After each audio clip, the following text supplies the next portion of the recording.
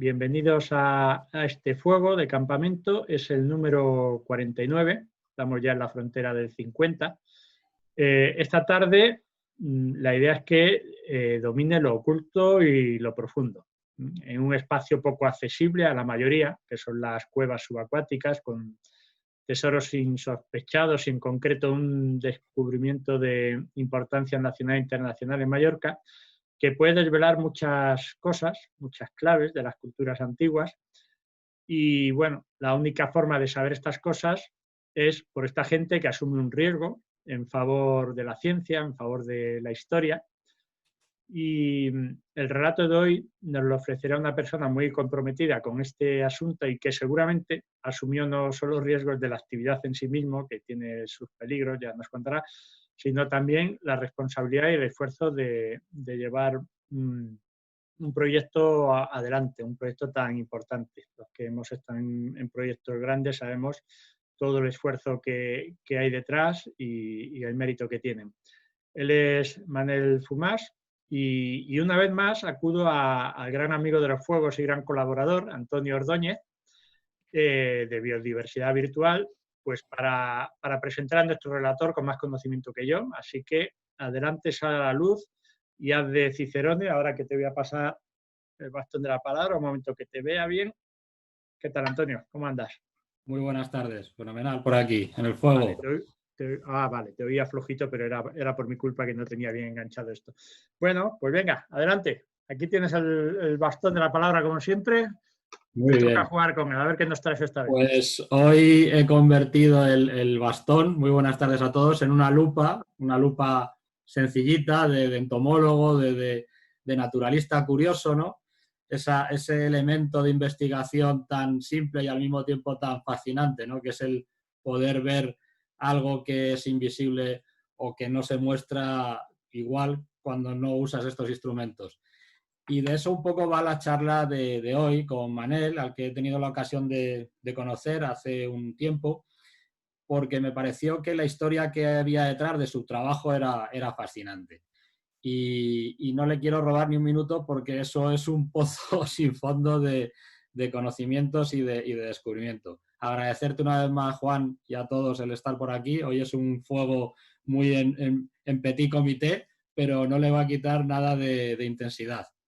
Así que le voy a pasar el bastón, en este caso la lupa de entomólogo aficionado a Manel, para que nos cuente cómo se ha inmerso ahí en ese proyecto. Manel, adelante. El bastón de mando, la lupa y en mi caso yo lo que os enseño, de acuerdo, es un spool. Sé que muchos de vosotros no sabréis muy bien qué es, pero esto es la diferencia entre la vida y la muerte dentro de una cueva cuando te quedas sin visibilidad. Es una cosa que puede pasar muy, muy fácilmente. El sedimento de suspensión es uno de los grandes enemigos del espeleobuceo y la línea guía es la que nos orienta y la que nos indica.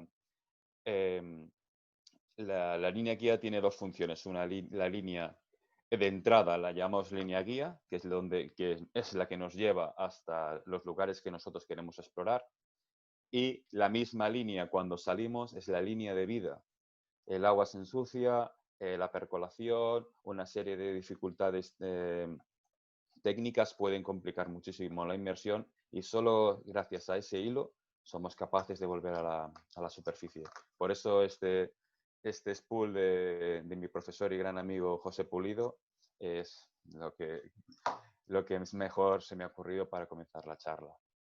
En primer lugar, me gustaría dar las gracias a Juan Gómez y a Antonio Ordóñez por la oportunidad. Es una oportunidad de difundir el proyecto y la investigación. Estoy muy agradecido por el hecho de que sientan interés y que crean que es algo que se puede difundir y que tiene un interés general. Y por lo demás, pues bueno, yo me quiero presentar. Yo me llamo Manuel Fumás. Soy arqueólogo, soy doctorando de la Universidad de Cádiz, concretamente de Lleida y Mar, de la Escuela Internacional de Doctorandos de Estudios del Mar. Y aparte de eso, pues eso, es buzo profesional y espeleobuceador full cave por la Technical Diving International. Bueno, no sabía muy bien cómo comenzar y Juan me comentó que tenía que explicar un poco mi experiencia de vida, como es el tema del fuego de campamento. Primero explicas quizás un poco, quizás las razones personales que te han llevado a este follón en el que me he metido. Y simplemente es porque a mí siempre me ha atraído mucho la arqueología subacuática. Tuve la oportunidad de, de comenzar a hacer unos cursos en la Universidad de Cádiz de prospección con grandes profesionales y me fui envalentonando, fui cogiendo fuerzas y empecé a los estudios de doctorando con la suerte de, de tener a los mejores a mi alrededor. Y entonces, claro, ¿cómo no iba a continuar? Esa es la razón de que me desplacé hasta Cádiz, comencé mi periplo de doctorando y luego que hubo un gran paréntesis en mi vida que no sabía muy bien cómo afrontar, que era la arqueología subacuática, pero ¿en qué rama? ¿Qué hacer? ¿Cómo enfocarlo? ¿No? Y entonces, gracias a mi tutor, que me dijo, si a ti te gusta la prehistoria y la historia antigua, tienes que ir por allí. Y entonces comencé a interesarme por el mundo de la arqueología subacuática en cuevas y vi que aquí en la península ibérica se había hecho muy poquita cosa y la mayoría de cosas que se habían hecho en Mallorca gracias a los estudios del doctor Xisco Gracia, Francesc Gracia, y, y de sus compañeros de trabajo, que son la Sociedad Espelògica Balear. Bueno, pues con esa intención, con esa meta, me puse en contacto con él. Él me recibió como un hijo, la verdad, y la verdad es que siento un gran orgullo de poder tener en la codirección del proyecto a Xisco Gracia. Luego, evidentemente, teníamos que ampliar un poco los conocimientos y ver quién había hecho arqueología subacuática en cuevas. Y en España no lo supe encontrar. Sí que es verdad que hay algunos profesionales que han tocado un poco este tema, pero tuve que ir hasta la Universidad de Kiel, ponerme en contacto con el doctor Florian Huber. Y Florian estuvo muy interesado también en nuestro proyecto y decidió también ser el codirector del proyecto JAMS. Pero más allá de todo eso, más allá del proyecto, más allá de explicar cosas concretas, me gustaría que entendieras un poco por dónde voy, ¿no? ¿Qué es la arqueología subacuática? Porque realmente hay algo, realmente es cierto que hay restos arqueológicos en las cuevas, es cierto, ¿no? Me gustaría enseñaros un pequeño PowerPoint. Yo no soy muy proclive a los PowerPoints porque me suelen aburrir, pero espero que no sea este el caso. Y entonces, pues, con toda la ilusión os intento explicar un poquito a grandes rasgos sin introducir mucho en detalles técnicos el de la materia y vemos qué preguntas y qué dudas os pueden surgir a lo largo de la charla. ¿De acuerdo? La metodología arqueológica prospectiva es mi tema de tesis y ahí estoy. Y ahí todavía no he presentado la tesis, aunque tengo que decir que en esta última campaña he avanzado muchísimo gracias a la ayuda de muchos colaboradores y muchos profesionales. Y la verdad es que creo que vamos por el buen camino para realizar una investigación y una tesis bastante importante. Me gustaría simplemente, a modo de introducción, enseñaros estas pinturas. Son pinturas gravetienses y solutrenses, ¿de acuerdo? Que se encuentran en el sur de Francia, concretamente cerca de Marsella. Y me gustaría que vinierais a verlas conmigo. Y diríais, pues, hombre, genial, pues sí, vamos a verlas porque, joder, son manos positivas, tenemos aquí cérvidos, tenemos hasta incluso pingüinos. Digo, pues claro, vamos a intentar, vamos a verlas. Claro, el gran problema que nos presentaría es que es una cueva, la más importante del mundo en pinturas parietales arqueológicas, o una de las más importantes, no quiero decir así porque hay muchísimas, pero en esta cueva, concretamente la Grota Cosquera, hay más de 200 pinturas parietales, que como veréis, diréis, pues bueno, es una cueva que se puede acceder, pero hay un poquito de agua, pero bueno, con unas botas de agua podemos acceder. Pues no es así, no es así. Aunque parezca sencillo, la cueva está a 36 metros de profundidad su acceso. Claro, eso que os comento de nuevo, que es algo excepcional, es porque el mar hace 12.000 años, al final del Pleistoceno, al comienzo del Holoceno, estaba a 10 kilómetros de donde está en la actualidad, en la costa mediterránea. Y concretamente esta cueva estaba a 120 metros de altura, lo que sería una altitud de 120 metros. Claro, entonces,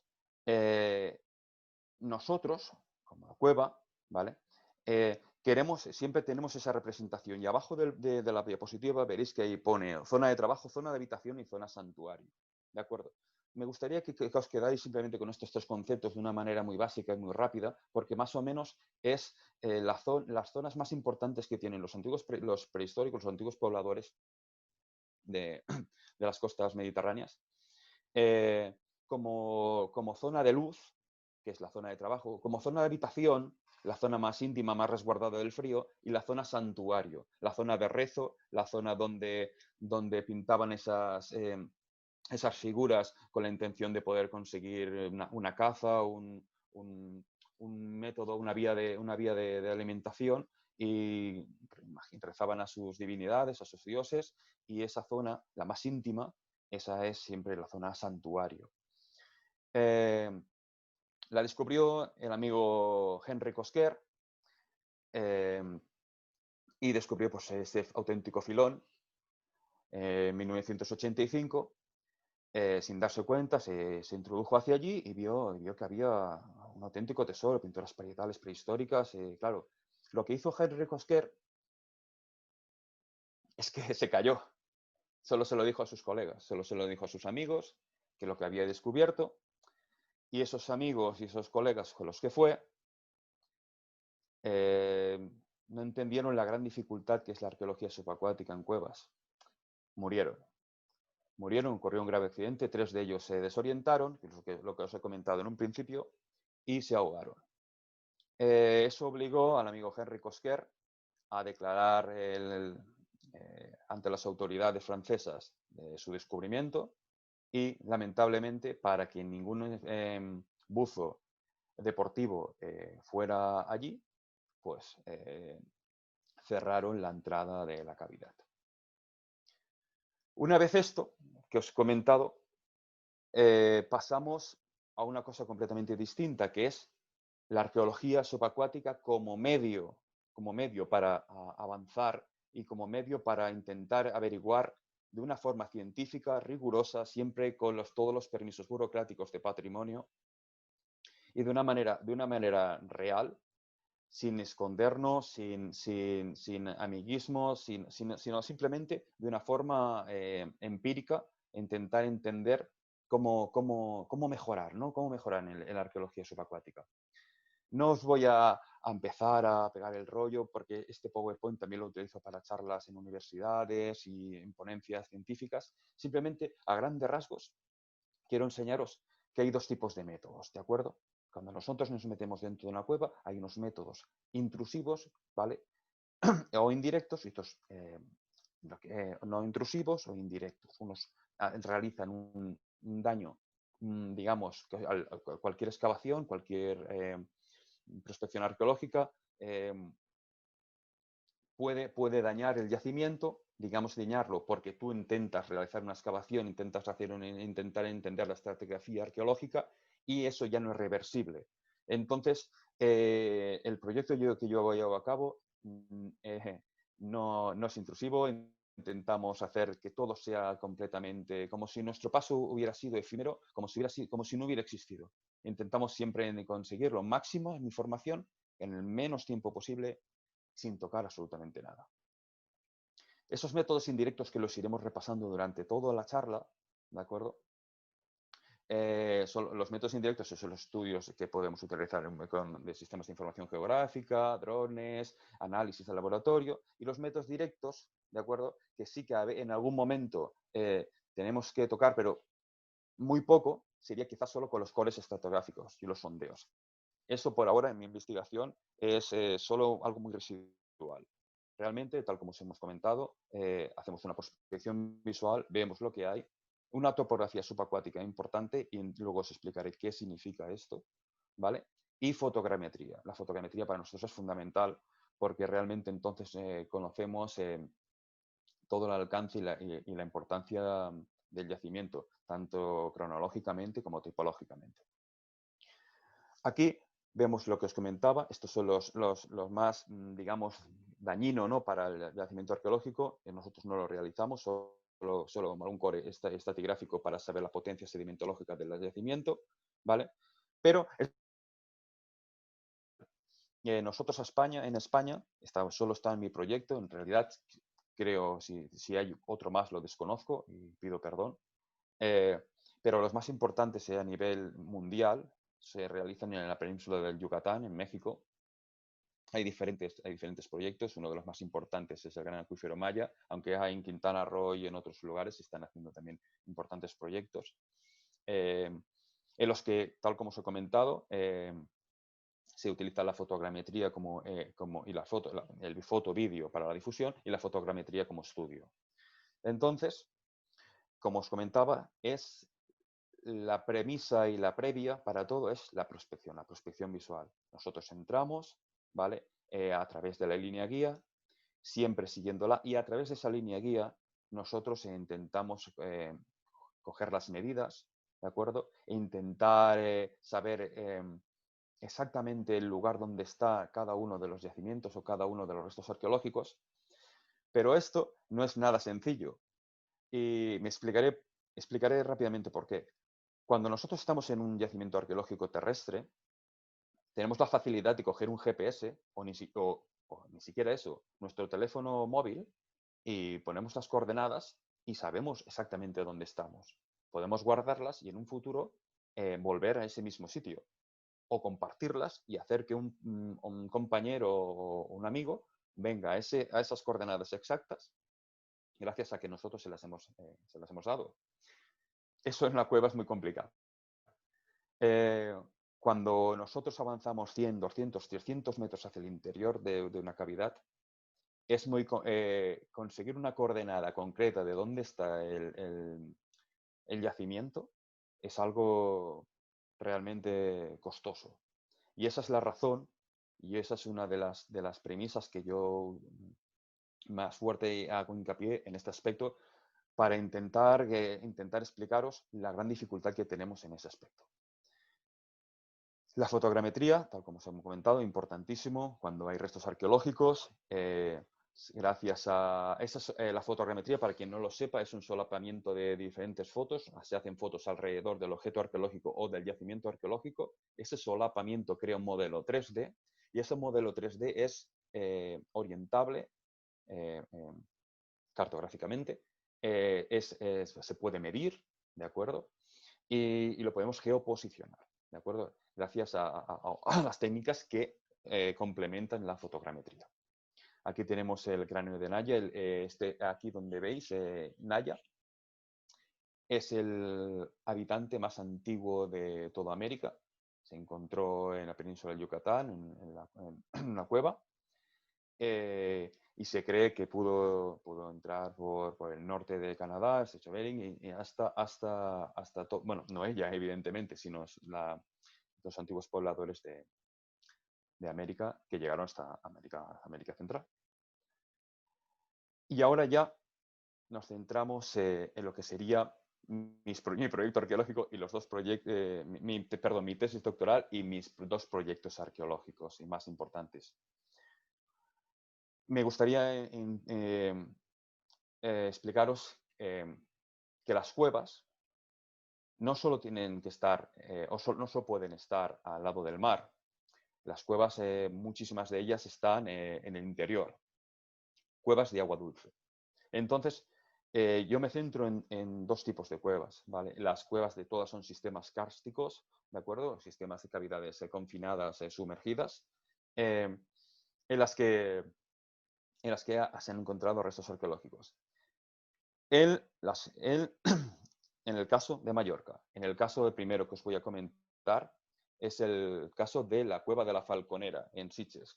Gracias a la colaboración de Pere Izquierdo y Tugas, he tenido la oportunidad de entrar en el proyecto de la Carta Arqueológica Subacuática de Sitges y concretamente en un proyecto paralelo que es el proyecto Falconera. El proyecto Falconera veis que es, como veis, es una cueva que hace muchos años que está explorada, que Eusebio Güell la utilizaba como abastecimiento de agua para la ciudad de Barcelona, porque dentro de esta cueva los niveles freáticos inyectan hacia el mar una gran cantidad de agua dulce. Siempre dependiendo de la pluviometría, de la carga freática que puedan llegar a tener esos niveles, pero realmente durante muchos años ha explotado para eso. Ese hecho de que hubiera agua dulce, y gracias a las orientaciones de Pere Izquierdo, y pensando, tal como os he comentado, que el mar estaba a 10 kilómetros de donde lo vemos ahora, esta cueva podría estar habitada, podría haber estado habitada. Realmente podría ser como otra cueva Cosquer. El problema está en que no es el caso. No hay una cavidad aérea, sino muy al contrario. Es una cavidad que, aunque nosotros la hemos estudiado de una manera fuerte, a través del mapeo, de topografía, de toma de sedimentos y en general un estudio completo, no fuimos capaces todavía de entender la cueva en sí. Y diréis, ¿cómo es posible? Bueno, porque es una cueva que tiene una visibilidad nula, porque hay muchísima contaminación. Encima de esta cueva, bueno, no exactamente encima, pero muy próxima, hay un gran vertedero, que es el vertedero del Val de Joan, ¿de acuerdo? Que arroja gran cantidad de lixiviados a las capas freáticas de esta cueva, ¿vale? Y crea una visibilidad pésima o casi nula. Para eso fuimos, gracias a mis compañeros del proyecto, decidimos realizar una pequeña prospección, ¿vale? Hasta la área que nosotros consideramos factible de ser habitada o que fuera factible de que esta cueva vinieran los antiguos pobladores de las costas del Garraf a coger agua, ¿vale? A tomar agua a coger agua potable, ¿de acuerdo? Agua dulce. Aquí os puedo ver, aquí os quiero enseñar, disculpad, la topografía. Esta topografía, claro, cuando tú te enfrentas a una topografía así, dices, esto lo ha dibujado casi un niño, ¿no? Realmente es de muchísima ayuda y gracias a todos los paleobuceadores que hasta la fecha han realizado esto, podemos entender la cueva, el perfil, la planta de la cueva. Pero realmente es así la cueva. Simplemente es así de sencillo. Nos damos cuenta de que no. Gracias a las últimas investigaciones realizadas por el Espeleoclub Muntanyín Barcelonés, con Carles Ramoneda a la cabeza, ya vemos que la topo es bastante diferente. Sí que es verdad que tiene una pendiente progresiva desde el comienzo de la entrada de la Cueva del Mar hasta la primera restricción, de acuerdo, que están los 17 metros, donde hay una gran duna de arena que fue infranqueable para nosotros y no pudimos continuar. Pero para la investigación, en mi caso, ya fue suficiente. Utilicemos el mapeo por hilo. El mapeo por hilo es un sistema que se llama NEMO, que luego os explicaré, ¿de acuerdo? En el que nosotros, gracias a ese sistema, podemos conseguir la coordenada de los puntos interiores de la cueva, gracias a que ese pequeño dispositivo lee el hilo, ¿de acuerdo? Leer el hilo significa que sabe la medición de los metros que estamos recorriendo, ¿de acuerdo? A través del hilo, ¿vale? Creo que la tenéis aquí abajo a la izquierda, disculpad, eso es el NEMO. Y es un dispositivo en el que tiene una pantalla líquida que la presión que ejerce, la presión del agua, de la columna de agua, gracias a eso conocemos la profundidad a la que estamos trabajando. Gracias a unas pequeñas ruedas y engranajes que llevan en su interior, sabemos la medición de los metros que estamos introduciéndonos dentro de la cueva, ¿vale? Y gracias a una brújula interna sabemos el azimut, sabemos el rumbo que estamos tomando en cada momento. Eso luego lo extrapolamos sobre un mapa topográfico, ¿de acuerdo? Un mapa, una ortofoto, y sabemos exactamente dónde estamos. Aquí lo podéis ver. Esa es la línea de Nemo. Ese aparatito nos ha dado unas coordenadas. Y gracias a esas coordenadas nosotros somos capaces de entender mucho más la cavidad hasta donde nosotros creemos, defendiendo nuestra hipótesis histórica, hasta dónde se tenían que introducir los antiguos pobladores de las costas del Garraf para coger agua. ¿De acuerdo? Pero tenemos otro problema. El doctor Nicholas Fleming, un referente en la arqueología subacuática, siempre dice y siempre ha publicado que cualquier remanente arqueológico tiene que estar resguardado, tiene que estar en una zona de protección, una zona que las corrientes marinas, digamos que la propia corriente interna de la cueva no destroce, no difumine, no haga desaparecer. Entonces, ese fue un gran reto, porque nosotros queríamos saber cuál era la topografía real en 3D de toda la cueva.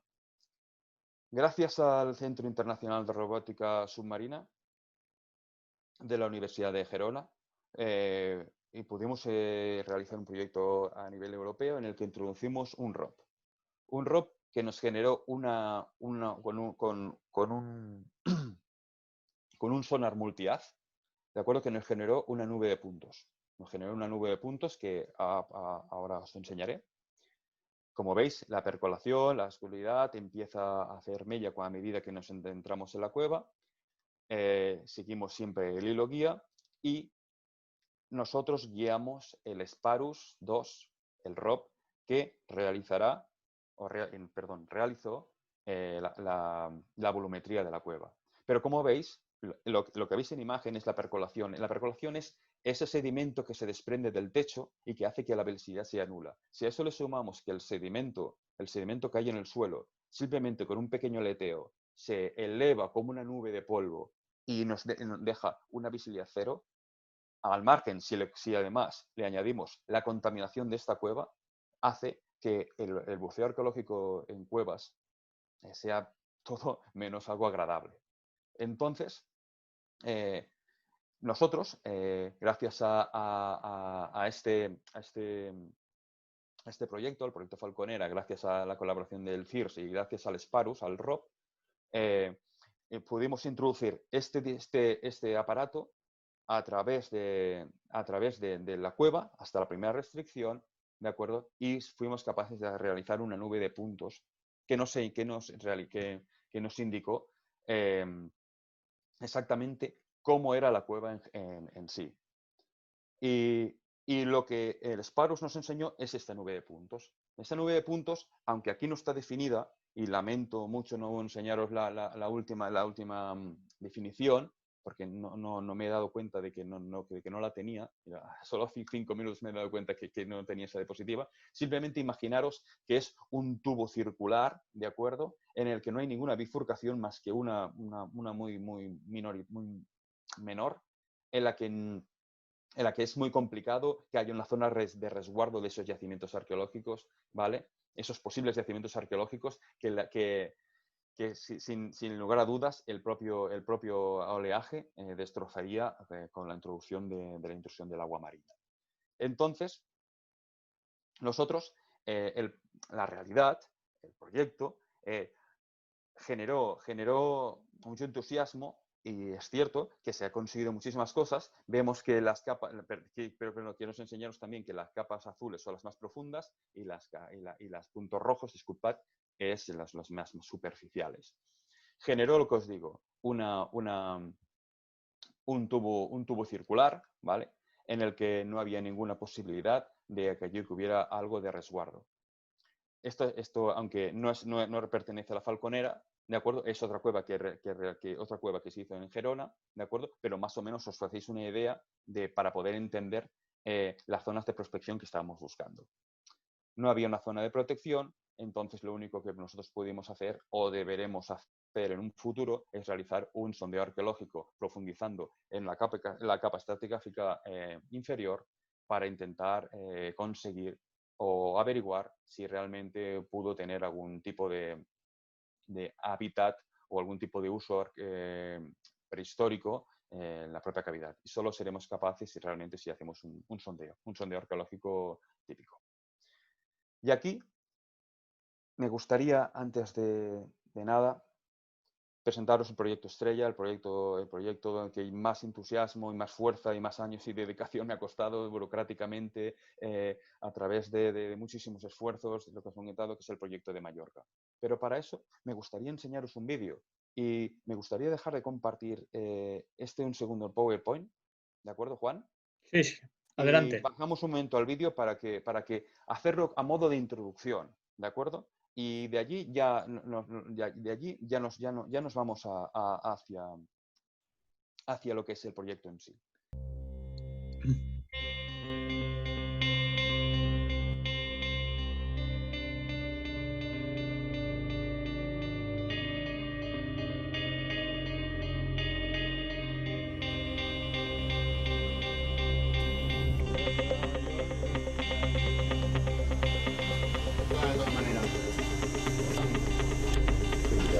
Sí, ahora a ver lo que...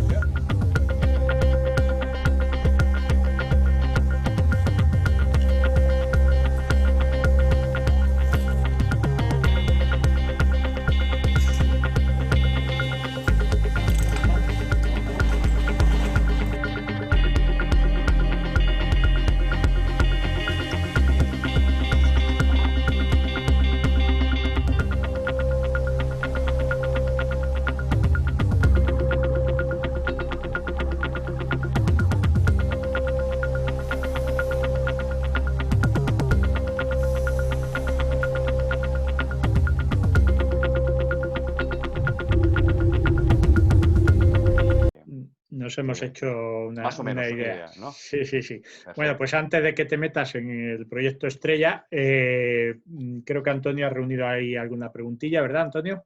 Eso es. Aquí Dale, estamos. venga. Bueno, pues aquí ya hay preguntillas interesantes. Por un lado, nos pregunta Juan Gómez, bueno, Juan, entiendo que el agua es dulce o que es agua salada la que está ahí, y recuerdo leer que los fenicios bebían agua dulce en afloramientos en el mar, en este tipo de cuevas, para no acercarse tanto a la costa por los ataques. ¿Es así? ¿Esta cueva es así? ¿O hay afloramientos de estos son frecuentes en el Sí, litoral sí, balear? no es algo excepcional. No voy a decir que sean frecuentes, pero no es algo excepcional. Realmente, concretamente la cueva de la Falconera, que hemos hablado hace un momento, la potencia de presión que tiene el nivel freático de agua dulce cuando sale de la montaña hacia afuera, hacia el mar, ¿de acuerdo? No solo sale por lo que sería la cueva, ¿no? La entrada de la cueva, sino que también sale debajo del mar.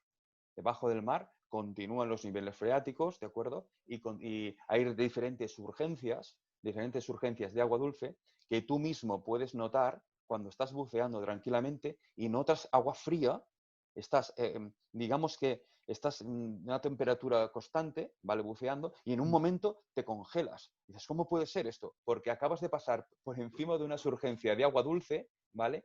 de que sale inyectada fría del interior de la montaña. No, no es algo excepcional, desde luego que no. Y en el caso de la falconera es algo fantástico, desde ¿Y luego.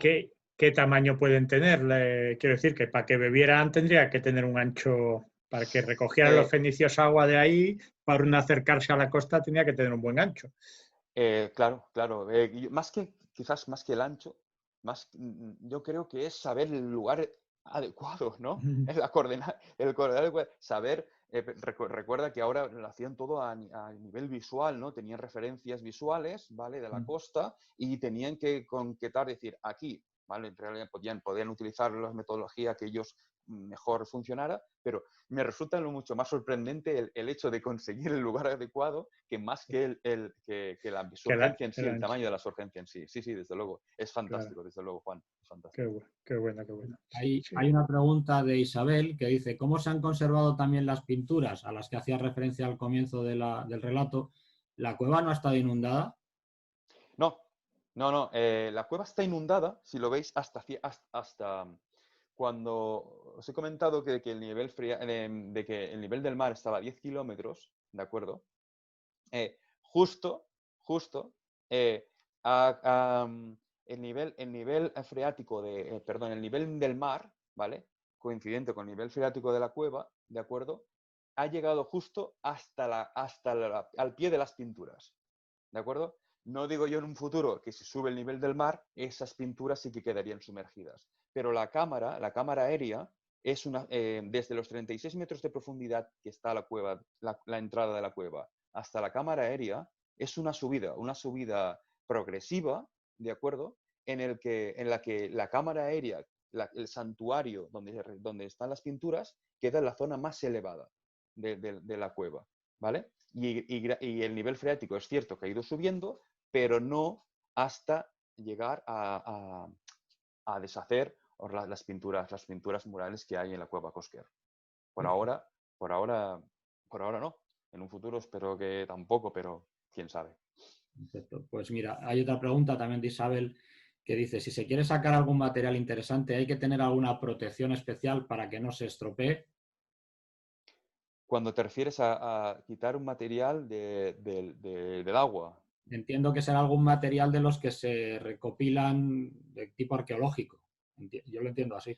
Desde luego. Es algo que esté ya completamente medido, es muy meticuloso por parte de Patrimonio. Patrimonio, si cuando tú quieres extraer cualquier tipo de pieza arqueológica, primero necesitas un permiso, luego necesitas un museo que recoja esa pieza que tú que vas a extraer, ¿de acuerdo? Y necesitas un conservador, ¿vale? Un restaurador que esté pendiente de esa pieza. Esa pieza, una pieza que ha estado sumergida en el agua, ya sea de madera como cerámica, pero sobre todo la madera tiene mucha más complicación, tiene que tener un tratamiento importante, un tratamiento rápido y un tratamiento constante, porque si no se le aplica ese tratamiento, digamos, lleva una cerámica que lleva 2000 años en agua, en el momento en que la pones en la intemperie y se seca, se fragmenta y se destruye. Por eso hay que conservarlas siempre húmedas, mojadas y llevarlas a un museo, un laboratorio del museo, y allí es donde empiezan ya el tratamiento in situ de la pieza para poder conservarla y luego, una vez se ha realizado el tratamiento, la podemos ver expuesta en los museos.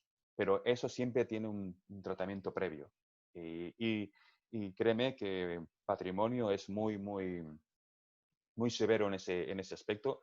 Aunque, tal como os comento, hoy en día los museos están llenos de restos arqueológicos. A no ser que sea algo muy excepcional, a no ser que sea algo que corre peligro porque hay una obra civil o porque hay algo que puede de alto riesgo de expolio, la arqueología subacuática hoy en día a nivel estatal apuesta por dejar el yacimiento in situ, dejarlo todo donde está, extraer la máxima información a través de foto y fotogrametría, ¿de acuerdo?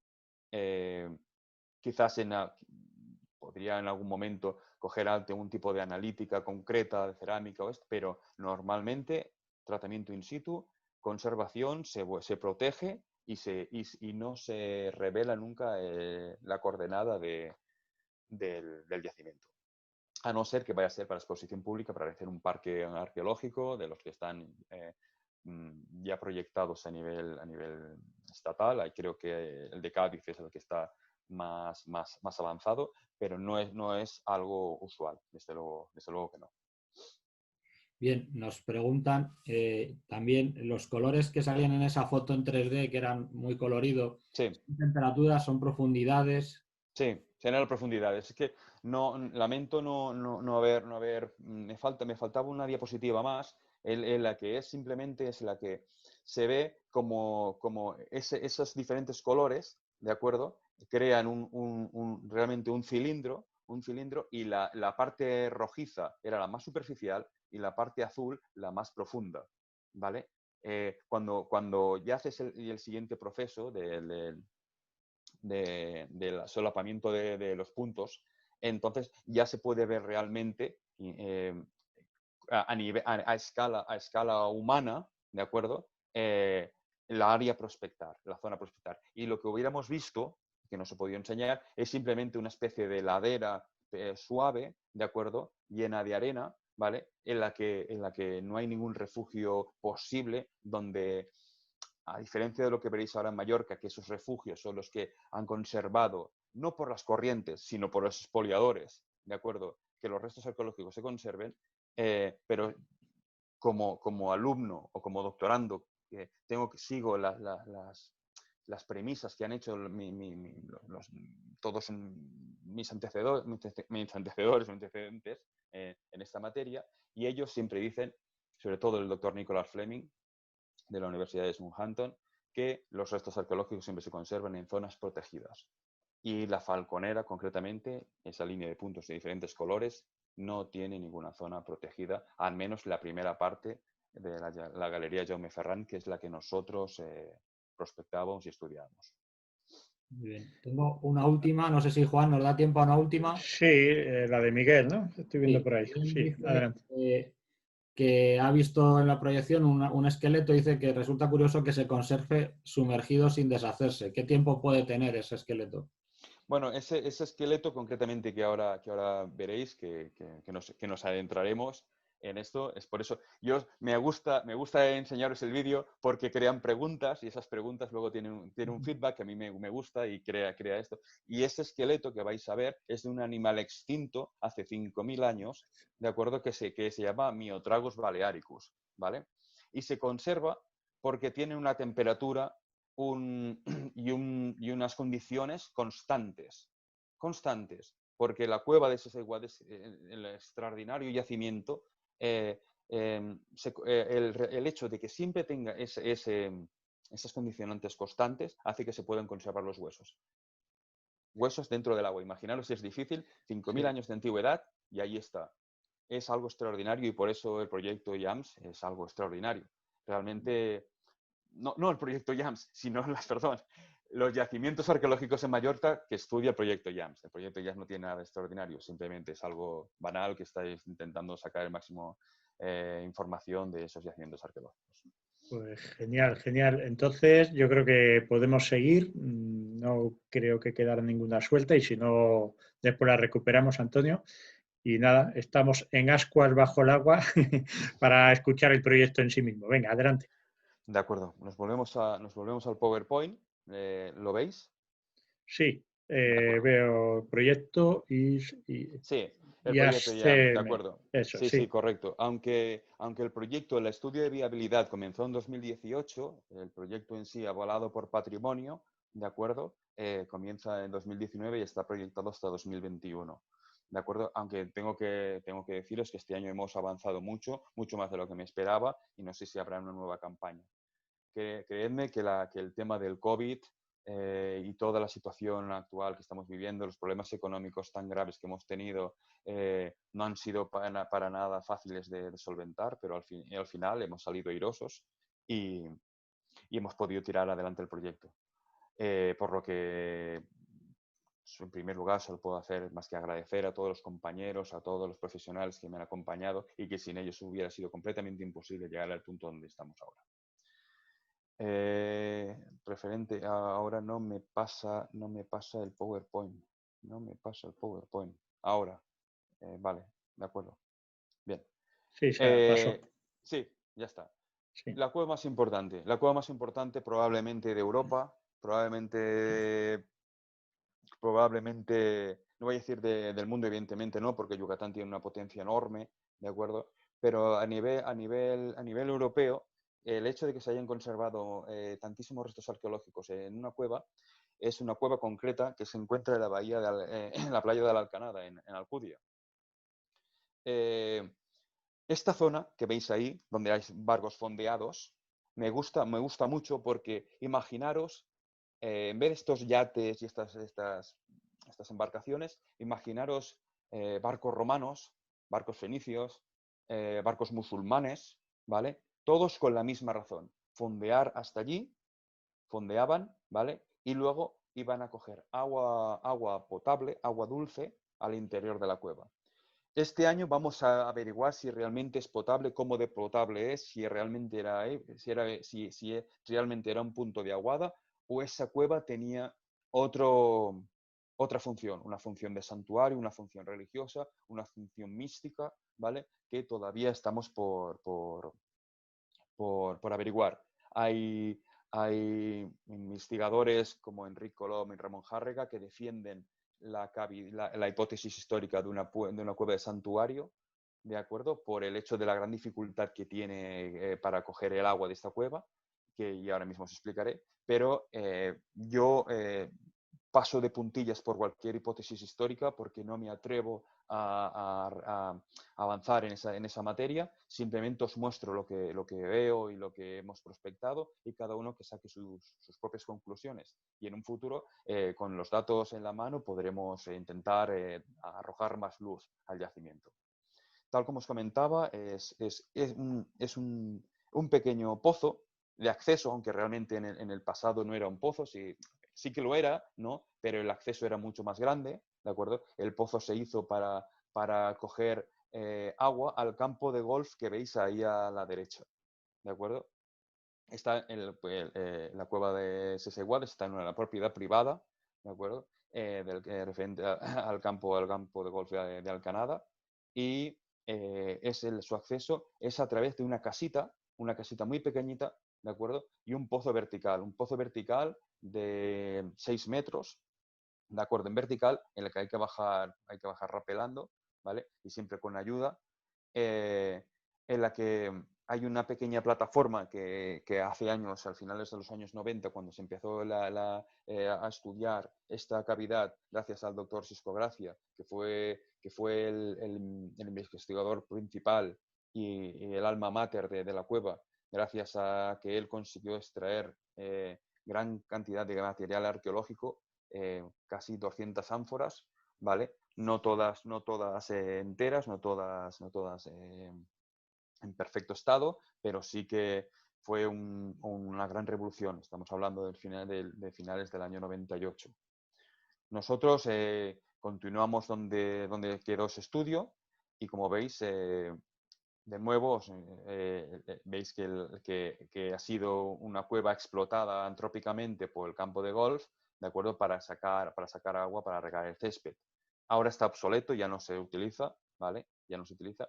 Y sí que es cierto que esta cueva, ya en antiguos escritos de 1768 de Carlos Berenguer, decía que era una cueva que, aunque tú quitaras cientos de cubos de agua, el nivel del agua siempre se conservaba igual, siempre estaba al mismo nivel. Es muy curioso porque eso crea muchísimas hipótesis. Nosotros nos imaginamos que la capa freática de agua dulce que hay dentro de la montaña mantiene siempre ese nivel, ¿vale? Estamos intentando ver si ese nivel freático de agua dulce es el mismo que el del mar. Hay un topógrafo que está trabajando con nosotros, el topógrafo se llama Pablo Cantuel, y en breve podremos averiguar un poquito más sobre esta cueva. La cueva en sí, como veis, es una vertical, una gran pirámide, ¿de acuerdo? Una gran pirámide con 200 metros cuadrados, imaginaros el área de superficie, ¿vale? Y de una profundidad que ronda hasta los... sí, el máximo cono, si veis arriba a la izquierda, estamos a -9 metros, y puede llegar hasta los 14 de profundidad, ¿de acuerdo? El agua, los primeros metros es agua dulce, ¿de acuerdo? Y a medida que vamos ganando en profundidad, se convierte en agua salobre y al final a salina, agua del mar. Por lo que es posible que haya una intrusión de agua marina por la capa freática interna, pero digamos que no difumina el agua dulce, no contamina todo el agua dulce, sino que se crea una pequeña loclina, ¿vale? Una especie de niebla, ¿vale? Que diferencia las dos capas, como si pusiéramos agua y aceite. El aceite siempre quedaría por arriba, que sería el agua dulce, y el agua, que la parte que quedaría en la parte de abajo, sería el agua salada. Pues eso, realmente es un yacimiento extraordinario, porque la dificultad que tiene de acceso a ese pozo que habéis visto hace que los expoliadores no se hayan podido llevar las ánforas, porque os recuerdo que la mayoría de ánforas que se han encontrado en diferentes pecios, no solo en Mallorca, sino también en la costa, sobre todo la Costa Brava, ha sido muy, muy castigada en este aspecto. Ahora mismo decoran terrazas, bares, pisos, etcétera, etcétera, de gente que no respetó el hecho de dejarlo in situ y informar a las autoridades y se llevó las ánforas para casa. Eso ha pasado también en Mallorca.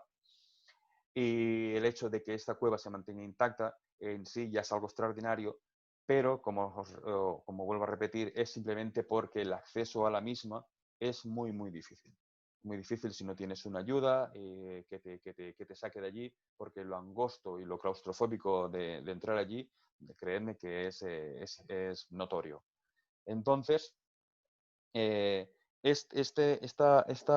cueva, esta entrada, como os comentaba, es complicada, ¿vale? Pero ha conseguido eso, mantener ese remanente arqueológico importantísimo que fue comenzado a estudiar a finales de los años 90 y que nosotros estamos continuando en la actualidad. La pirámide, ¿de acuerdo? 14 metros, con restos arqueológicos de diferentes cronologías, sobre todo una cronología muy importante que se mantiene durante casi todo el yacimiento, digamos que es la mayoritaria, son ánforas tarraconenses layatanas, ¿de acuerdo? De la zona de Barcino, de la antigua Barcelona, de los talleres alfareros de por allí, y tenemos que recordar que esos barcos de esos barcos que fondeaban en esta cueva, ¿de acuerdo? Normalmente seguían una ruta comercial. Rutas marítimas, rutas comerciales, gracias a la importancia que tiene también la ciudad de Pollentia, ¿vale? En Alcudia, ciudad romana de Pollentia, muy próxima a esta cueva, y que estamos estudiando qué tipo de relación tienen con ella.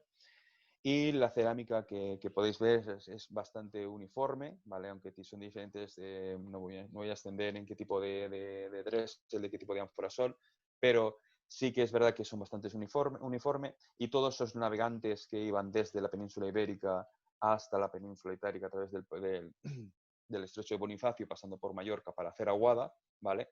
Tenían aquí una parada obligatoria, muy fácil, tal como hemos comentado antes con Juan, la visual desde el barco, ¿vale? Porque hay un islote, el islote Naucanada, que es muy visible desde lejos, y entonces hace muy fácil el reconocimiento de la costa y el reconocimiento del lugar y exacto de donde se tenía que hacer aguada, que era este pozo. El pozo se amplía, evidentemente, hacia una cueva, no de muchísima extensión, ¿vale? Quizás que creemos que puede tener unos 30 metros de recorrido máximo, 30 o 40 metros de recorrido máximo. Quizás me estoy equivocando exactamente las medidas, pido disculpas, porque lo digo todo un poco así de memoria, pero más o menos era así, con una galería larga, la galería del Neotragus, que luego os explicaré esos restos arqueológicos, pero hoy en día, después de la extracción que se hizo a finales de los años 90, nos encontramos con eso, con una pirámide, en esta foto es muy representativa, una pirámide de sedimento, de rocas, de tierra compactada, ¿vale? Y de restos, digamos, alrededor de la misma, ¿vale? No con un orden concreto, ¿De acuerdo? Ese es uno de los grandes problemas que nosotros tenemos en este yacimiento y en el estudio de esa cueva. Un arqueólogo, cuando estudia una cueva, cuando estudia un yacimiento arqueológico, a medida que va avanzando en profundidad y se van conociendo la diferente estratigrafía, va conociendo también los pobladores más antiguos que han habitado esa cueva o ese yacimiento arqueológico. En nuestro caso, el hecho de que sea todo, digamos, un batiburrillo, ¿no? El hecho de que se haya extraído ya material que ha quedado desperdigado por la zona, el hecho de que haya una montaña compactada de rocas y de sedimento con una facilidad extraordinaria para ensuciarse el agua. Si tocamos un poquito, si cualquier arqueólogo o cualquier espeleobuceador que se meta en esta cueva no tiene una flotabilidad perfecta,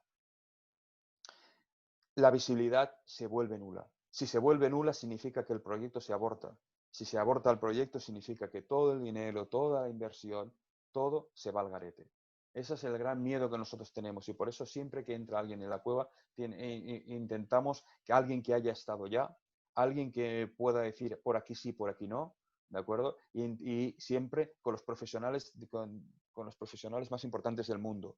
En este caso, la foto, el cámara que veis es Miguel Ángel Perelló, es de Explore Extreme, es un cámara excepcional, con muy profesional, con muchísima experiencia en sus espaldas. Y este año la fotogrametría, es cierto que el año pasado la realizó el propio doctor Florian Huber, pero este año hemos contratado al mejor experto en fotogrametría en cuevas del mundo, llamado John Kendall, y ha venido y ha hecho una fotogrametría que todavía estamos esperando todo el modelo completo. Sí que es verdad que se ha avanzado, que nos ha avanzado ya ciertas partes, pero todavía queda muchos datos por recibir y no os puedo mostrar. Por ahora, hasta que no esté todo completo, no os puedo mostrar. Más o menos, lo que os decía, un yacimiento arqueológico todo esperigado con por grandes cantidades de rocas que se han durante diferentes milenios, de cientos y cientos de años, se han ido depositando allí. Algunas han caído accidentalmente, otras los han tirado quizás por obras que se ha ido haciendo en los caminos y tal, y decidían tirarlo dentro de la cueva. Claro, también por desconocimiento, no sabían que allí había ese remanente cerámico tan importante, ese potencial arqueológico tan importante, y esa caída de rocas encima de la cerámica la ha ido rompiendo, la ha ido fragmentando, y solo se ha conservado las ánforas que han quedado, en la parte más profunda. Esta fotogrametría es básica, es la fotogrametría que se realizó el año pasado, ¿de acuerdo? Vemos eso, una gran montaña, una pirámide de 14 metros de altura, de 200 metros cuadrados, ¿de acuerdo? En la que hay un batiburrillo de material arqueológico y restos geológicos, piedras, cementos, e incluso hay restos de metal, de barras que se han podido utilizar pues, para la construcción de la propia casa, del campo de golf, etcétera, etcétera. Nuestro proyecto arqueológico, tal como os decía, intenta siempre extraer el máximo de información posible a través de la documentación fotográfica y la fotogrametría, a través de otros dispositivos que os enseñaré rápidamente y que intento hablar muy rápido, pero a la pregunta de cómo se conservan también los huesos, pues es algo extraordinario el hecho de que haya unas constantes de siempre igual. Estamos hablando de que esta cueva no tiene ningún tipo de corriente, entonces hace que los huesos tan frágiles que veis se conserven. Se trata del Miotragus balearicus, ¿vale? Un animal extinto hace 5.000 años, era este tipo de cabra, ¿vale? Hay diferentes hipótesis. Si calculamos que los primeros pobladores de la isla de Mallorca llegaron en el tercer milenio, en la época de bronce y comienzos del hierro, ¿de acuerdo? Y este animal se extinguió hace 5.000 años, ya sabemos más o menos quién puede ser el culpable de que se haya extinguido. Es lógico. Carne, una especie endémica de las islas, no solo de Mallorca, sino que también de otras islas, creo que Menorca también tiene, pero sobre todo en Mallorca, y especie que, como os digo, se extinguió. Nosotros, fotogrametría, foto, una vez de nuevo explicando, y sobre todo saber dónde exactamente está. ¿Cómo podemos saberlo? No podemos utilizar una brújula. ¿Cómo sabemos? Sí que es verdad que hay un hilo que se puede medir, un hilo que podemos saber a profundidad y su rumbo, pero nosotros tenemos que ir un poquito más allá. Y ese un poquito más allá lo utilizamos con aparatos de radiolocalización. Un aparato de radiolocalización es ese cilindro que acabáis de ver ahí. Simplemente emite una onda magnética, ¿vale? Sonora, ¿de acuerdo? Que a través, lo digo para que sea lo más rápido posible, para que desde en superficie, con unos auriculares, somos capaces de escuchar ese cilindro, ¿de acuerdo?, que hemos sumergido. Y ese cilindro nos da una coordenada concreta, ¿de acuerdo?, que gracias a ella podemos intentar averiguar. Aquí en la cueva de Sesiguales no tiene mucho sentido, es algo muy empírico, es algo muy digamos, a nivel metodológico, pero las cuevas que veremos, la cueva que vemos siguiente, entenderéis el porqué. Esa coordenada, junto con la topografía que ya tenemos realizada por Xisco Gracia y su equipo en los años 90, ¿de acuerdo?, nos da exactamente el punto concreto donde está el Miotragus, ¿de acuerdo? Entonces, escalado, como veis, un modelo escalado, un modelo real, ¿vale? Y un modelo factible de estudio. Y por último, y para acabar, nos vamos a la cueva de Sagleda. No tiene tantísima importancia como la cueva que hemos comentado, pero es también muy mágico el hecho de entender lo que es el proyecto IAMS en sí. El proyecto IAMS busca una metodología, busca formas de prospectar y, como veréis, aquí nos encontramos con un cenote, como un cenote de los que podemos encontrar en la península del Yucatán, ¿de acuerdo? Una área que se ha derrumbado y que los antiguos pobladores de la isla de Mallorca, pues los talayóticos y luego diferentes tecnologías que han ido habitando estos lares, estas tierras, ¿de acuerdo? Fueron utilizando como puntos de aguada, ¿vale? Vemos un cenote, como fuera un cenote del Yucatán, y la verdad es que es impresionante, ¿vale? En la que el agua concretamente es agua dulce, las primeras capas tienen una temperatura más fría, puede llegar a 13, 12, incluso menos grados, pero a medida que vamos ganando en profundidad, esa agua se vuelve más cálida y siempre mantiene una temperatura constante, normalmente a 19 grados, ¿de acuerdo? Aquí estamos esta fue la campaña de 2019, ¿vale? Y en la que contemos con la ayuda de la Guardia Civil, de los GEAS de Mallorca, que nos echaron una mano en todo momento para darnos seguridad y también para ayudar en la metodología que íbamos utilizando. Aquí en el primer método que utilizamos, ¿vale? Nosotros no tenemos tiempo de tirar una línea y medir a través de las poligonales. Me refiero es que para hacer una medición concreta de dónde está el yacimiento en el interior de una cueva, necesitaríamos poner líneas, una cinta métrica, ir midiendo, azimut. Nosotros no tenemos tiempo y la tecnología nos ha permitido avanzar mucho en este aspecto. Entonces nosotros lo que utilizamos es el NC2 de SIGGRAPH, ¿de acuerdo? Es una especie de GPS subacuático, para que os hagáis una idea, ¿vale? Que va montado sobre un scooter de aluminio, ¿de acuerdo? Y que es capaz de enviar un track, lo que es una ruta, ¿vale? En la que nosotros luego podremos superponer a un plano geográfico. La cueva de Sagleda hasta la fecha era una de las más grandes de Europa. Ahora se cree que ya no. El sistema de Vallgornera y que se ha conseguido comunicar con otros sistemas de Zapiqueta y se ha hecho mucho más grande, por lo que ya no se puede considerar esta cueva, la cueva de Sagleda, como la más grande de Europa, pero sigue siendo impresionante. Imaginaros que vais buceando por el techo de una catedral, ¿de acuerdo? Vais como si fuerais por el techo de una catedral y en ciertas partes de la cueva, vuestra luz se difumina en la oscuridad porque no llega a verse el fondo de lo inmensa que es. Sobre todo hay una galería, la galería de Cinc-Cents, que es lo que os comento, extraordinariamente grande.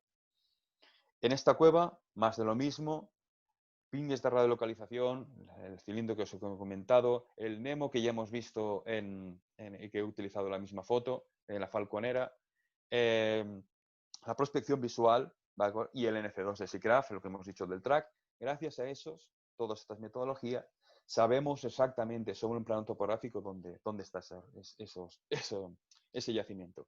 El yacimiento ha sido expoliado, en Saglera ha sido expoliado, es una cueva que se ha buceado mucho por los buzos deportivos durante muchos años, ¿vale? Y ha dejado restos arqueológicos muy destrozados, muy malhechos. Digamos que está de una forma ya muy, muy deteriorada. Pero nuestro estudio es válido igual, porque aunque solo encontremos una pieza, sabemos que realmente esta cueva ha sido utilizada para eso. Y nos encontramos sobre todo con restos púnicos, islámicos, cerámica pretalayótica, de acuerdo, también cerámica autóctona de la isla de Mallorca, de los propios pobladores de Mallorca, ¿de acuerdo? En diferentes puntos concretos de la cueva. Esta es la topografía de la cueva. Los círculos que veis es los lugares donde nosotros hemos encontrado restos arqueológicos. Bueno, los encontró, tengo que dar la venia al doctor Sisco Gracia y a su equipo, que fueron ellos los que lo encontraron. Yo simplemente me limito a seguir sus pasos, y esas son las zonas de circos donde se han encontrado restos arqueológicos en una cueva que tiene 1,7 kilómetros de largo, que, como os comento antes, era una de las más largas o la más importante de Europa, con más extensión, pero ya ha quedado superado por sus compañeros de Vallgornera. Esa línea de Nemo, aquel aparatito que os he enseñado, ¿vale? Crea esta línea verde sobre la topo, una topo real, la que podéis utilizar vosotros en el Google Maps, ¿vale? Nos indica desde el punto de inicio de donde empieza el cenote hasta el punto final. Eso realmente es fantástico porque nos ayuda muchísimo al hecho de cotejar nuestros datos.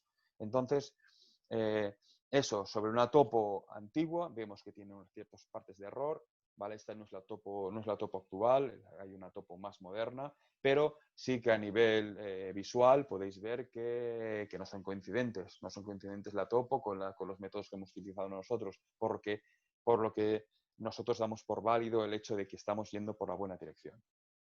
Ese aparato cilindro que nosotros poníamos se escucha a través de sus auriculares. Aquí tenemos a nuestro compañero Pablo Fraile en la campaña de 2019, en la que intentaba conseguir la vertical de esa señal, que es justo entonces para conseguir nosotros la coordenada concreta.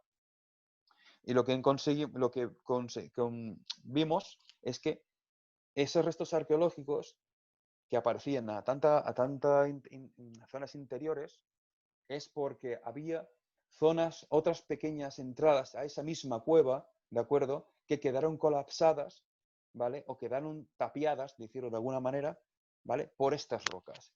Y estas rocas, diréis, ¿cómo han llegado esas rocas hasta ahí? Pues estas rocas que han tapiado, que han cegado todas esas cuevas secundarias que dan acceso a la cueva principal, ¿vale?, se ha realizado a través del despedregamiento de los campos de cultivo cercanos a la cueva, ¿vale? Los agricultores cogían las piedras, las tiraban al agujero, ¿de acuerdo? Se deshacían de ellas, ¿vale? Y creaban esto que veis, un gran derrumbe interior, ¿vale?, en el que muchísimas veces lo encontramos de forma natural, y en este caso nosotros apostamos de que es no solo natural, sino también antrópico. En ese batiburrillo, en esa pendiente de rocas similar a la cueva de Seseguades, es donde hemos encontrado restos arqueológicos, y esos restos arqueológicos defienden la hipótesis de que los antiguos pobladores de Mallorca hacían aguada, los llamaban agua potable, ¿de acuerdo?, de estas cuevas secundarias que estaban menos contaminadas que la entrada principal que habéis visto, en la que los murciélagos, los palomos y todo tipo de fauna ponen sus excrementos, ¿vale?, allí, y hacen que aquella agua sea mucho menos saludable. En cambio, estas zonas más escondidas dentro de lo que es el propio terreno de Mallorca, ¿vale?, hacía que los poblados arqueológicos, los poblados de los antiguos pobladores de Mallorca, se colocaran lo más cercanos a estos puntos de aguada, De esa forma, la agricultura prosperaba, la ganadería tenía un abastecimiento de agua para poder sobrevivir y ellos su vida giraba alrededor de estos puntos concretos de aguada de las cuevas de Mallorca. Y esto es todo.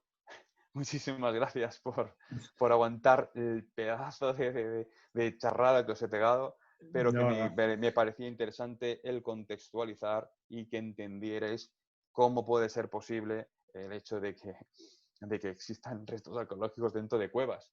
Pues en el caso concreto de Mallorca, este es el caso. Ha estado espectacular, sobre todo me parece un trabajazo y bueno, una visita virtual a la que muy pocos podemos asistir si no es teniendo como guía a Manel o una persona como él, ¿no? Que son pocos los que se meten ahí. Creo que podemos hacer en paquetes algunas preguntas para no dejar a nadie sin respuestas. Antonio, ¿te parece? Vamos a intentarlo. De carácter tecnológico, nos preguntan sobre el hilo guía, si se queda allí o se mantiene o lo recoge el que lo lleva, y si usáis mezclas aparte de aire en las bombonas. Esas dos preguntas son de tipo buceo. Bien. Nosotros no dejamos nada. Piensa que el coste, por ejemplo, del aparato que acabas de ver, del NC2 de Seacraft, solo el scooter vale 12.000 euros. ¿Sabes a lo que me refiero? No, aparte de los sistemas de navegación que podemos llevar, son muy, muy costosos. Evidentemente, cada uno de los miembros del equipo es muy celoso de su material y evidentemente nada se deja en el hilo guía. Aparte de que el hilo guía es de todos. El hilo guía es de todo el mundo que entre en la cueva. Es la forma de sobrevivir. Nada puede estorbar a un buzo cuando quiere salir. No se puede dejar nada en la cueva. Nosotros siempre lo recogemos todo cuando acabamos el proyecto, lo recogemos todo, ya llámese aparatos de radiolocalización, llámese cookies, llámese lo que sea, lo recogemos todo y con eso ya hacemos nuestro proyecto. Y referente a la mezcla de gases. La mezcla de gases en Mallorca, aunque sí que habéis visto algunos espeluciadores que funcionan con rebreather. Un rebreather es un reciclador de aire en el que ellos tienen un canister, una botellita pequeña de oxígeno y un diluyente, ¿de acuerdo? Eso gracias a un ordenador, crea una mezcla respirable, ¿de acuerdo? Y el dióxido de carbono, ¿de acuerdo? Refluye digamos que va a través de un conducto, ¿vale? Se queda dentro de un depósito de cal, ¿de acuerdo? Y el propio ordenador inyecta la parte de oxígeno necesaria en esa mezcla para hacerla respirable. Recordaros que el tanto por ciento del aire es un 21% de oxígeno y un 72% de nitrógeno. De ahí que es importante que esa máquina no falle. En el caso de Mallorca son cuevas no profundas, ¿de acuerdo? Es raro el momento en que puedes llegar a 30 metros de profundidad, ¿de acuerdo? Por lo que con aire, normalmente los espelebuciadores de Mallorca siempre han trabajado con aire muy contadas veces, a no ser que tengan que hacer una exploración muy prolongada, digamos de muchas horas en el interior, porque quieren llegar a topografiar la parte más profunda de la cueva y ahí sí que ya realmente necesitan llevar recicladores de aire que les dan una autonomía mucho mayor. Normalmente no es necesario. Y en nuestro caso, el proyecto, todos funcionamos con aire normal en las botellas, ¿vale? Exceptuando los chicos que habéis visto de que utilizaban el NC2, el Seacraft, ese aparato de scooter, que no pueden llevar nada metálico, porque si no, la brújula interior daría un error de cálculo. Entonces tienen que ir completamente cosas de plástico, cosas de aluminio, y ellos utilizan sus propios recicladores en el que no tienen ninguna parte metálica. Muy bien. Tengo las últimas tres, Juan. ¿Da tiempo? Sí, adelante. Pues, una es si habéis encontrado, te la voy a soltar todas de golpe. Venga. Una es si habéis encontrado vida acuática en vuestras expediciones. Otra es si nos puedes escribir en el chat el nombre del GPS subacuático. Y la tercera es si las dataciones de lo que encontráis tienen algún tipo de dificultad extra con respecto a datar algo que está en superficie. Son las tres últimas que tengo aquí. A ver, vamos a ver por cuál empiezo. A datar. Luego casi me la tendrás que recordar. Yo creo que Sí. me la vas a tener que recordar. Yo te Pero lo la apunto. última, la datación. Me pongo con la última. La datación es La lo mismo datación. que la zona terrestre. Nosotros, que un yacimiento arqueológico terrestre. Encuentras un ánfora, encuentras un resto arqueológico, tú tienes que mirar el tipo de pasta de que está hecho, ¿de acuerdo? Los bordes, ¿de acuerdo? Los perfiles, las asas, ¿vale? Y gracias al estudio tipológico ya de que se ha hecho anteriormente, tú ya puedes ubicar cronológicamente qué tipo de resto cerámico te acabas de encontrar, ¿de acuerdo? Eso luego tú lo cotejas con otros yacimientos, si puedes, circundantes, ¿de acuerdo? Y ya te crea una hipótesis histórica, ya te crea un conocimiento, una contextualización del propio yacimiento arqueológico. Es exactamente igual, ¿de acuerdo? Lo que pasa es que nosotros no tocamos, simplemente fotografiamos, ponemos una escala al lado del resto arqueológico, ¿de acuerdo? Y gracias a eso luego, con las mediciones de la Gizofotoscan o Metashoep, pues somos capaces de saber exactamente a qué cronología pertenece ese resto cerámico. Vale. La otra era... ¿Habéis encontrado vida acuática en alguna de Sí, las...? o sea, hay vida acuática, si te refieres a algún tipo de pez, sí, si te encuentras Organismos, anguilas, te puedes encontrar, sobre todo, por ejemplo, en la cueva de Sisseguales he encontrado microvertebrados, pequeños, no tengo conocimientos de microbiología, pero sí, se han encontrado pequeños habitantes minúsculos que viven en las partes más oscuras y más recónditas de la cueva. Sí, se ha encontrado. Este año concretamente se ha encontrado, sí. y Y la eso última, daría Antonio. el nombre del GPS. Sí, es el de la marca Seacraft, ¿de acuerdo? Y es el NC2. ¿De acuerdo? Lo puedo poner escrito aquí, no sé cómo se hace. Sí, lo Sí, pongo aquí. da a chatear y donde pone Sí, chatear. NC2. Sea Craft, será Sea Craft. Sí, ahí lo tenéis, ¿de acuerdo? No es un aparato barato, ¿de acuerdo? Pero la verdad es que todavía yo soy un poco escéptico en su utilización. No en su utilización, porque se está utilizando, sino en la rigurosidad de su cálculo, ¿de acuerdo? Porque cuando el aparato, digamos, que tiene un problema, pasa por un sitio muy estrechito, ¿vale? Tiene que parar su momento para, digamos que es como el GPS del móvil, ¿no? Que a veces muy bien no sabes si te está enviando para unas escaleras, para arriba, para abajo. Entonces, digamos que está todavía en una fase de progresión, ¿no? Aunque realmente es apasionante el hecho de poder contar con tecnología tan puntera como esta en este caso. Y nosotros la extrapolamos, pues eso, para el conocimiento arqueológico. Muy bien. Bueno, pues ha estado espectacular. Gracias, Antonio, por recoger las preguntas. Yo creo que también hay que darte las gracias, Manel, por presentarnos un tema que es tan desconocido y que en realidad tiene mucha necesidad de difusión. Esto va a quedar grabado y ojalá también después la gente lo pueda consultar cuando quiera y a través de eso, pues bueno, si tiene interés en profundizar, pues hablar contigo, claro. Claro, esto simplemente, te digo, hemos llegado hasta esta fase. Continuaremos avanzando mucho más, con más dispositivos, con más cosas que se pueden estar utilizando. Realmente, creo que te lo comenté a ti, Juan, o no sé qué sea a ti, Juan, o quizás Antonio, la posibilidad de utilizar otra nueva herramienta muy potente que se llama Bogfish, ¿vale? Que están utilizando en Yucatán, que siempre van un paso por delante nuestro, pero es porque tienen financiación externa de universidades, de entidades como National Geographic, ¿vale? Que apuesta por ellos. En nuestro caso todavía no hemos llegado a ser la chica guapa de la discoteca, no hemos conseguido conseguir ese apoyo, pero realmente el futuro es prometedor en esta materia y la verdad que si hay cualquier información nueva, estaré encantado de comentarlo de nuevo. Qué bueno. Bueno, recuerda que te comenté algo de un libro al final no sé si al final Sí, has podido recoger algo, pues para que inspirar a la gente que te ha escuchado. sí, claro que sí. Discúlpame, lo tengo aquí.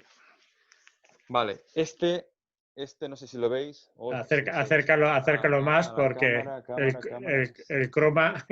Hoy el croma, no sé si lo conseguiremos. Bueno, el libro se llama The Archaeology of Underwater Caves, ¿de acuerdo? Es de arqueología en cuevas submarinas subacuáticas en inglés, ¿de acuerdo? Está editado por Peter Campbell, ¿de acuerdo? Y es una joya. Es la recolección de los diferentes yacimientos, de los diferentes proyectos arqueológicos a nivel mundial, ¿de acuerdo? Hasta dónde se ha llegado, cuáles son las carencias que han tenido y cuáles son los siguientes pasos que se deben dar. Yo lo recomiendo, es una lectura apasionante, es una lectura fácil. Es verdad que está en inglés, pero es que en español, en castellano, no todavía, al margen de algún estudio concreto de las universidades, no hay nada divulgativo, no hay nada concreto que se puede decir, ostras, pues esta materia se puede estudiar ahí, allá. Esa es una de las razones de mi tesis, esa es una de las razones por la que me apasiona el hecho de poder ayudar, ¿no? Y el hecho de poder ser recordado en un futuro como alguien que puso su granito de arena en este tipo de investigación. Y poco más. Sí, es cierto que podía daros una bibliografía de algo que sería, digamos, más difuso, pero si de verdad os interesa el tema de la arqueología subacuática en cuevas, este es el libro que debéis consultar. Pues ya tenemos tu contacto, ya sabemos, hemos expuesto a través de ti todo esto y espero que cuando esté grabado lo vea mucha gente.